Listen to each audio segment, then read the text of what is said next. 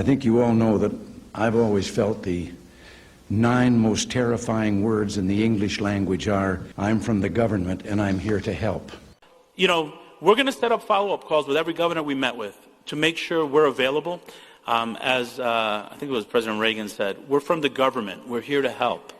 You fucking retarded scumbag.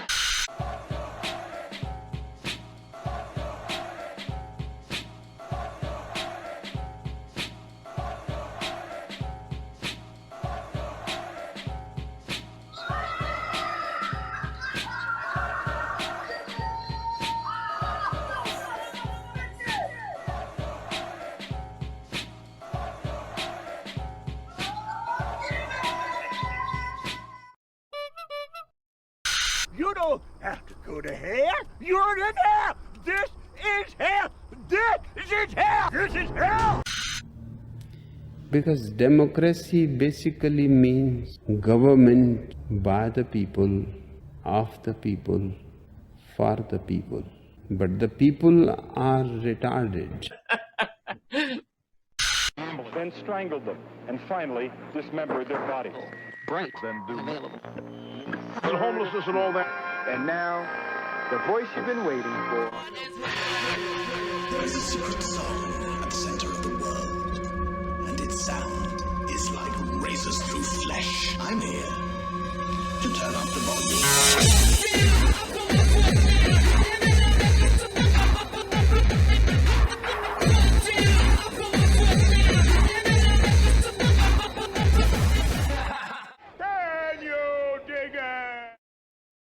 I'm kind of retarded. When I first saw this story, it wasn't something I was really planning on talking about, but the way that it played out over the week was just too goddamn hilarious. You had this young kid go to a Kansas City Chiefs game and paint his face up in war paint and wear a headdress. So of course some whiny little pussy had to have a problem with it. How dare you! This idiot is a journalist for a left-wing sports publication, bit of an oxymoron, called Deadspin, and he wrote this whole article about how the NFL needs to speak out against this blatant racism. Are you gonna say anything, Roger Goodell? What did I do? And he purposely picks a picture where the kid's head is turned to the side and you can only see the part of his face that's painted black, so he could say, oh my god, this kid is in blackface.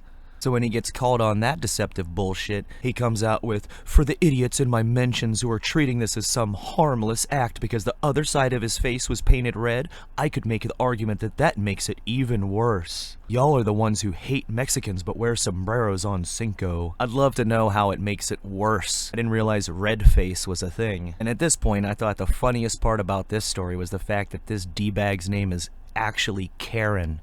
Fucking guy's named Karen.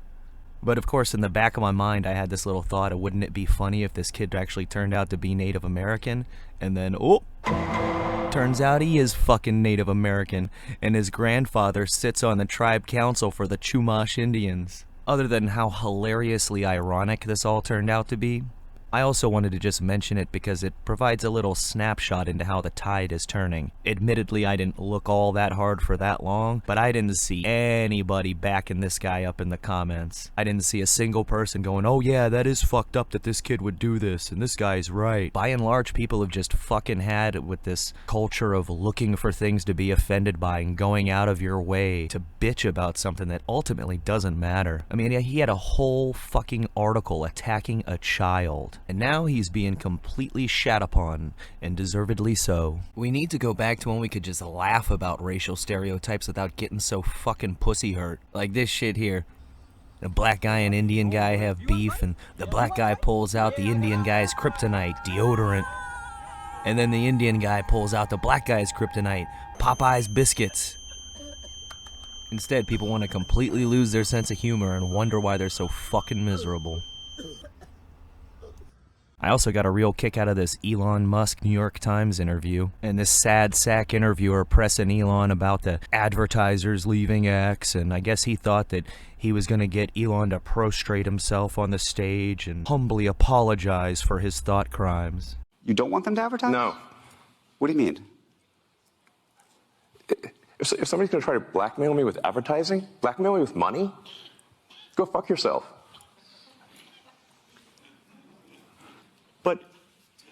Go fuck yourself. Is that clear? I hope it is. Hey, Bob. How can you not love that shit? I mean, he basically flopped his dick out on the table and said, "What? Your move." And then saying, "Hey, Bob," to the fucking CEO of Disney who's in the audience. It just doesn't get much better than that. And Elon's also got this new AI tool called Grok that's been recently unveiled. And to be honest, I haven't really messed with it. I really don't dick around with these AIs. Maybe I should. I mean, I've seen some people do some pretty cool shit with this. But I saw somebody had asked, "Hey Grok, who are you gonna vote for in the 2024 presidential election?" And the AI said, "Well, based on all the information available, I'll be voting for Donald Trump." I know a lot of people still have a real hard time believing that Elon has turned away from the forces of darkness and is actually trying to do something good for humanity. And you know what? Maybe they're right. How the fuck would I know? Maybe this is just another case of the elite supplying the people a hero to keep them placated. But this shit sure is entertaining to watch. And what I see all over the place is people who care about looking good while doing evil. Fuck them. Yes! It was also entertaining watching the corporate Mockingbird media reporting on the death of Henry Kissinger. The passing of Henry Kissinger, who died yesterday at the age of 100. The former National Security Advisor and Secretary of State shaped American foreign policy in a critical period in the late 60s and the 70s, a hugely influential and divisive figure on the world stage for more than 6 decades. For more than 60 years, Dr. Henry Kissinger was one of the most influential and controversial figures in American foreign affairs. Those are the words they always use when they're reporting on someone who's a piece of shit without wanting to tell you that they're a piece of shit. They say, "Oh, he was very influential and divisive. He was influential and controversial." Kissinger helped reestablish relations between the U.S. and China. Yes, he opened up relations for China, is a very nice way of saying he got the ball rolling for the shit position we now find ourselves in, where we're completely dependent and vulnerable to China. And the controversial and secret bombing campaign in Cambodia. Tensions rose when Kissinger helped orchestrate the controversial and secret U.S. bombing campaign in Cambodia, which killed tens of thousands of people. Sounds a whole lot nicer than saying the secret and completely illegal bombing of Cambodia, which helped Pol Pot and the Khmer Rouge rise into power and kill hundreds of thousands of people. Excuse me, I'm sorry, did I say hundreds of thousands? I made a mistake. It was millions of fucking people. This fucking prick was involved with so much dirty shit over the decades. One thing they didn't mention in this GMA piece was how he got his start in foreign politics. As a young shitbag intellectual, he caught the eye of one David Rockefeller. And you mentioned, David, Henry Kissinger, and I think he first was noticed by the Rockefeller family after he wrote a very erudite work on nuclear weapons and nuclear war back in the late 1950s. Nuclear weapons and foreign policy. Right. Yes. It was then published, and from that time on, he became pretty close to the Rockefeller family. Well, he did. Actually, I guess I was the first one who got to know him because he was a member of an organization called the Council on Foreign Relations in New York. And there was a study group at that time that he, as then a young instructor at Harvard, presided at. I was so impressed by him that I introduced him to my brother Nelson, who was then governor in New York and was then considering seeking the presidency of the United States. They became great friends, and actually Henry became Nelson's foreign policy advisor as long as he was in public life, and I think is one of the remarkable international statesmen in the world today. Even 30 years after he was Secretary of State, he is still asked by heads of state when he travels the world for his advice. And then in turn, he ended up passing on his little torch to Klaus Schwab. Let me go back to the time you said when you came here, it transformed your life. Was there a course, a professor who really made that difference for you? Yes, there was one course, one seminar of Henry Kissinger. Dr. Kissinger, our satellite time is running out. What wonderful opportunity to conclude our week here with such concrete proposals and ideas of how we can really create, I would say, a new world order.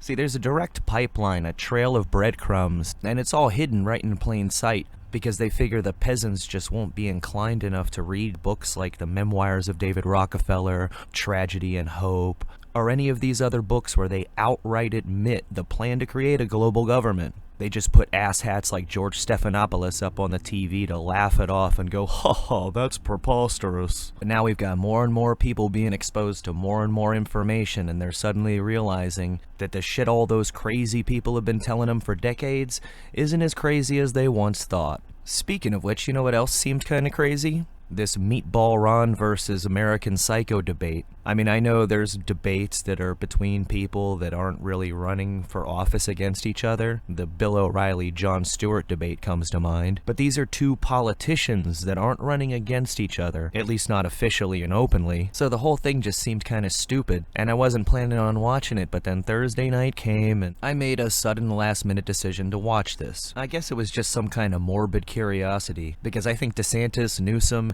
and the moderator Hannity are all pieces of shit. And I will say that DeSantis did way better than I was expecting him to. He'd been looking kind of like a dumbass in these GOP debates, but he came at Newsom hard. I was talking to a fella who had made the move from California to Florida, and he was telling me that Florida is much better governed, safer, better budget, lower taxes, all this stuff. And he's really happy with the quality of life. And then he paused and he said, by the way, I'm Gavin Newsom's father-in-law.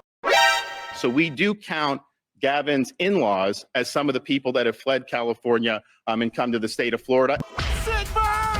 Between that and calling out the COVID lockdown hypocrisy of him going out to dinner while the state was on lockdown, and the taxes, the San Francisco poop map, it's not like this convinced me to be a DeSantis fan, but it was actually pretty entertaining to watch, except for that whole weird-ass fake smile that DeSantis always has plastered on his face nowadays. Holy shit, is that cringy. The people that are advising him are basically destroying his entire political career, and I'm quite sure they're doing it on purpose. And now for this week's tip on surviving the collapse. Similar to last week's tip on comms, I definitely need to put a little bit of a legal disclaimer here. While I recommend getting these two books for the information contained within, be aware that a lot of what is contained in these books is going to be illegal as fuck for you to carry out. Of course, that being said, if you have a collapse in civilization, the legalities really aren't going to matter quite so much. These two books have been around for quite a while, and they contain a good base of knowledge for everything from booby traps to hand-to-hand combat techniques, urban fighting manuals, some basic chemistry, just a lot of general knowledge that it wouldn't help to familiarize yourself with, just in case there ever comes a time where it's going to be needed. And that's all I have to say about that. Sláinte.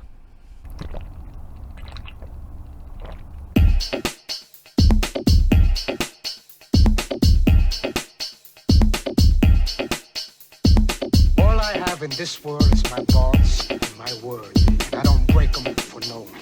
You understand? So say good night. So say good night to the bad guy. Say good night to the bad guy. So say good night to the bad guy. So say good night to the bad guy. Come on. Come on.